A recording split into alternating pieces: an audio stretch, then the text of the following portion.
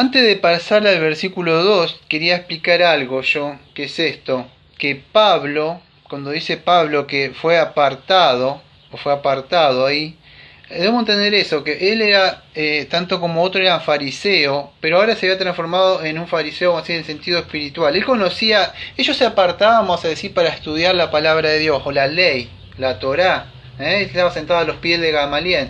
Ahora, Dios lo había apartado, por eso es importante, yo lo digo hace años, que te podamos entender las epístolas, de Pablo, porque él nos presenta un Cristo glorificado.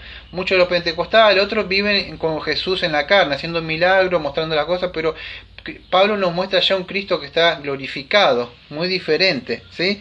Entonces queremos que entienda esto. Pablo lo apartó el Señor para predicar el Evangelio. Ahora él entendía la ley y él, Pablo, el Señor Jesucristo lo apartó para poder entender. Y él magníficamente, si ustedes ven sus epístolas, sus tesis de epístolas, va a ver cómo él puede interpreta, vamos a decir, el Antiguo Testamento, nos muestra a través de la mayor revelación en el Nuevo Testamento.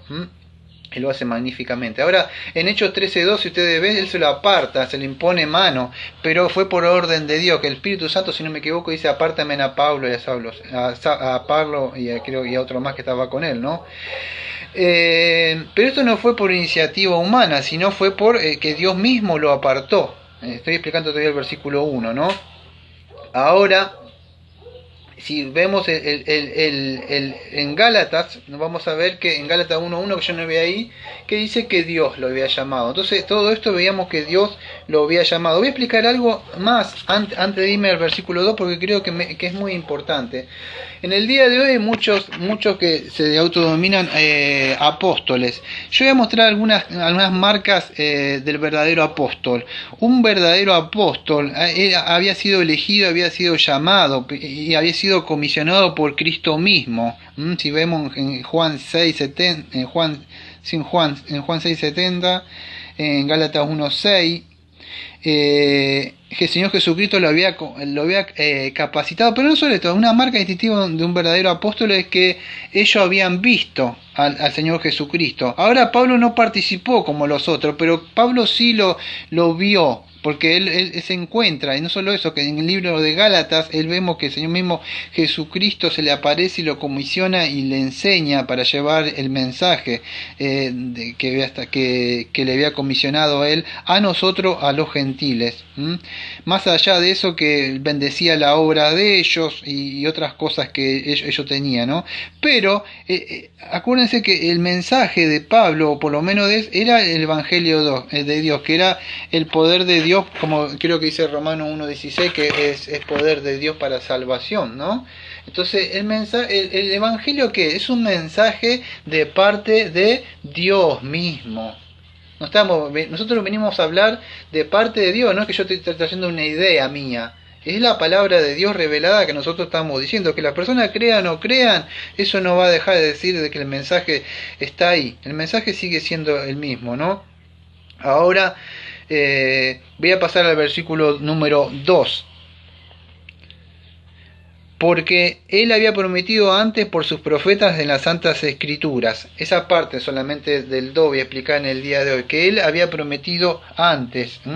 Él había prometido. Ahí la palabra es propegei lato. O sea, quiere decir, le había prometido por medio de, o a través de, o por medio de qué. Por medio de las escrituras. Las escrituras son la agencia intermediaria que tenemos nosotros. En el Salmo 130, versículo 8, dice que Él redimirá a Israel de todos sus pecados. Ahora, si ustedes se van al Antiguo Testamento, van a encontrar un montón de textos de que hablan de que iba a venir un Salvador. En Isaías 7:14 dice así: por tanto, el Señor mismo dará señal, he aquí, una virgen concebirá y dará luz a un hijo y llamará su nombre Emmanuel. Que Emmanuel quiere decir Dios con nosotros, la mayoría sabemos eso. Ahora, esto era por medio de las escrituras. Si ustedes ven a lo largo de todas las escrituras, van a encontrar un montón, no solo de eso, sino por medio de los profetas, que el Señor Jesucristo iba a venir. En 1 de Pedro 1, 10 y 12, 1 de Pedro 1, 10 y 12, dice así: los profetas que profetizaron de la gracia destinada a vosotros inquirieron diligentemente, indagaron acerca de esta salvación, escudriñando qué persona y qué tiempo indicaba el Espíritu de Cristo que estaba en ellos, el cual anunciaba de antemano los sufrimientos de Cristo y la gloria que vendrían tras ellos. Ahora, si ustedes se ponen a ver, muchos de esos profetas o esos escritores, ellos escribían, pero ni siquiera sabían. Yo no me da tiempo de explicar ese texto de Pedro, pero ellos indagaban, venía el Espíritu sobre ellos, y ellos ¿qué hacían? Ellos escribían. Ahora ellos no entendían mucho. Si ustedes van o a lo largo de todo, o Isaías 53, o hay tantos textos que aparecen ahí, van a ver que incluso los profetas escribían de ellos, y anunciaban cosas que ni siquiera ellos podían entender. El mismo Señor Jesucristo decía que las Escrituras, vuelvo a leer de nuevo para que no nos perdamos, en el versículo 2, que Él había prometido antes por sus profetas y en las Santas Escrituras. Si vamos a Lucas, yo voy a ir ahora a Lucas 24, si no me equivoco es el texto, 24, voy a chequear bien, porque lo tengo anotado, Lucas 24, sí. Vamos a ver que el mismo Señor Jesucristo decía que las Escrituras hablaban de Él. En Lucas 24, versículo 44 en adelante dice así: y les dijo, estas son las palabras que os hablé, estando aún con vosotros, que era necesario que se cumpliese todo lo que estaba escrito de mí en la ley de Moisés, en los profetas y en los salmos. Ahora, si nosotros, él se abrió la mente para que entendieran, esta materia se llama teología bíblica. ¿Por qué es importante entender esto? Porque fíjese que la palabra misma de Cristo, ¿qué dice Cristo? Que tanto los profetas como la ley o como los salmos. Esto era un resumen que tenían en esa época ellos para todo el Antiguo Testamento. O sea, cuando Cristo está diciendo acá que era necesario que se cumpliera todo lo que estaba escrito de mí en la ley de Moisés, en los profetas, en los salmos, fíjese que Cristo mismo le está abriendo un entendimiento para que digan, todo el Antiguo Testamento estaba hablando de mí. Por eso que yo siempre digo que todo apunta a Cristo. Todo apunta a Cristo, todo señala, Él es el amén de todo, todo apunta, el tabernáculo, el pan, yo soy el pan de vida, yo soy la luz, el que aparecía en los candelabros, yo soy la puerta que se entraba al Él es todo eso apuntaba, era un simbolismo, una tipología, todo apuntaba a Cristo, todo eso decía, daban testimonio de mí. Por eso Pablo dice en Romano acá que las Escrituras hablaban ¿de quién? De Cristo. La Biblia no es una cajita de sorpresa, amado, para reclamar promesas y prosperidad. La Biblia habla de Cristo. La Biblia habla de un plan de salvación desde antes de la fundación del mundo. Eso es lo que es, eso es teología bíblica. Hay una unidad orgánica, una unidad temática. El hombre está muerto y de delito y pecado. El hombre, nacemos bajo una cabeza federal que es Adán. O estás en Cristo o estás en Adán. Entonces, pero la Biblia tiene un tema. Y es importante, y Cristo nos dice que la Biblia habla de Él. Y Él vino a cumplir esa obra, Él vino a cumplir la ley, no a abrogarla. Entonces todo apuntaba a Él. Si vamos a Lucas, o en otra parte de Lucas, también el mismo Señor Jesucristo, en Lucas 4, Él dice lo mismo. En una parte, cuando Él inicia su ministerio en Nazaret, Él dice así, Lucas 4:16, vino a Nazaret donde se había criado, en el día de reposo entró en la sinagoga conforme a su costumbre y se levantó a leer. Y se le dio el libro del profeta Isaías, y habiendo abierto el libro, halló en el lugar donde estaba escrito, el Espíritu del Señor está sobre mí, por cuanto me ha ungido para dar las buenas nuevas a los pobres. Buenas nuevas, ¿qué es? Esto es el Evangelio, amado, el nuevo, las buenas nuevas, a los pobres. ¿Pobres de qué? A los pobres de espíritu, aquellas personas que reconocen que están muertas en delito y pecado, que no tienen nada para darle a Dios, no le reclaman, sino estiran su mano en un estado leproso, reconociendo su podredumbre, y eso son buenas nuevas. Y el Señor Jesucristo viene a anunciar esas buenas nuevas. ¿A quién? A los pobres de espíritu, a aquellos que reconocen que su espíritu, que están destituidos. Por cuanto me he ungido para dar las buenas nuevas a los pobres, me he enviado a sanar los quebrantados de corazón, a proganar la libertad de los cautivos, vista a los ciegos. Todo eso es el Evangelio. A sanar los quebrantados del corazón, pero ganar libertad a los cautivos, dar vista a los ciegos. ¿Cautivo de quién, me podías decir, Daniel? Cautivo de Satanás, cautivo del pecado, cautivo de la ley. Dar vista a los ciegos. ¿Ciegos de qué? Satanás cegó el entendimiento para que no resplandezca la luz de la gloria del Evangelio. Cristo vino a dar vista a los ciegos. ¿Daba vista y sanidad? Sí, pero eso apuntaba también a algo mayor, también lo que iba a hacer, a proganar esta libertad. Él libertó la cautividad. Por eso predicarle el Evangelio a las personas con espíritu de mansedumbre, quizás Dios le saque el lazo por el cual Satanás tiene preso. ¿Qué lazo? El lazo porque la persona tiene la idea de esto. Las personas van así, y van así, y del cuello Satanás los lleva así. Esa es la idea de cautivo, van así. Y Cristo vino a libertar a esas personas.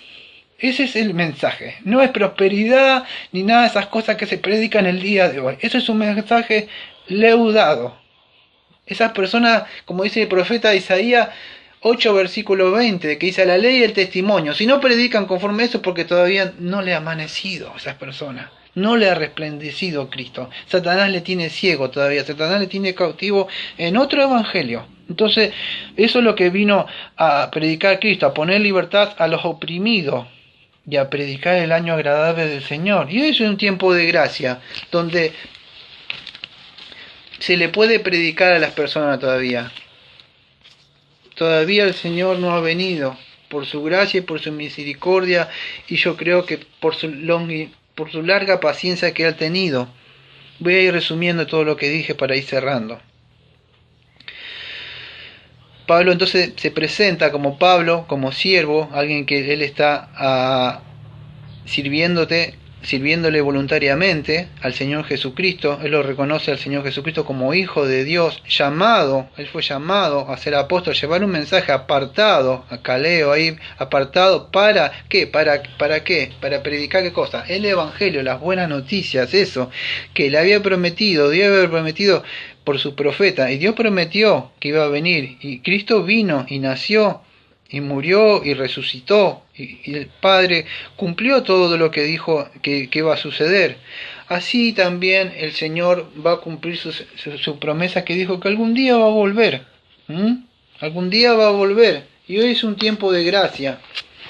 Voy a cerrar con un texto.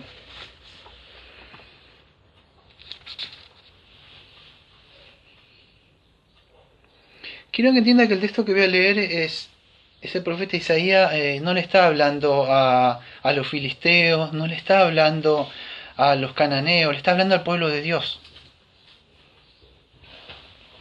Isaías 1:18 dice así: venid luego, dice el Señor, y estemos a cuenta. Si vuestros pecados fueren como la grana, como la nieve serán emblanquecidos, y si fueren rojos como el carmesí, vendrán a ser como blanca lana. Si quisieres y oyeres, comeréis el bien de la tierra. Si no quisieren, fueres rebelde, seréis consumido a espada, porque la boca del Señor ha dicho.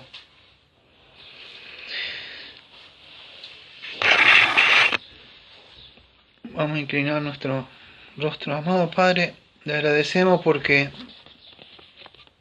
señores, hoy es un tiempo, Señor, de gracia. Hoy es un tiempo, Señor, donde usted le ha placido, Señor, todavía extender, Señor, su misericordia, su paciencia.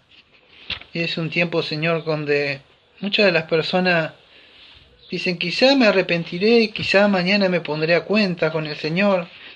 Todavía tengo tiempo, todavía soy joven, todavía puedo seguir viviendo esta vida. Pero nadie sabe cuándo usted va a venir, cuando decir, necio, vengo a pedir tu alma. Muchas personas invierten en este mundo, pensando que van a vivir por la eternidad. Pocos son los que se cuestionan, ¿dónde voy a pasar la eternidad? Por eso, Señor, le pido por aquellas personas, Señor, que todavía tienen el corazón endurecido, y que se las abra, que lo traiga a Cristo, Señor, por medio del Evangelio, Señor, que fue anunciado ya por los profetas, Señor, en las Santas Escrituras. Le pido, Señor, que usted tenga misericordia, Señor, y que esas personas vengan en fe y en arrepentimiento a Cristo, así como están, en esa posición sucia y miserable y leprosa, y que extiendan su mano y que golpeen, Señor. Sabemos que ninguno que viene a Cristo, Señor, con un corazón contrito y humillado, usted no lo va a rechazar, Señor. Le agradecemos porque su palabra, Señor, es la misma de ayer y hoy y de siempre, Señor. En el nombre de Jesucristo decimos amén. Amén. Amén.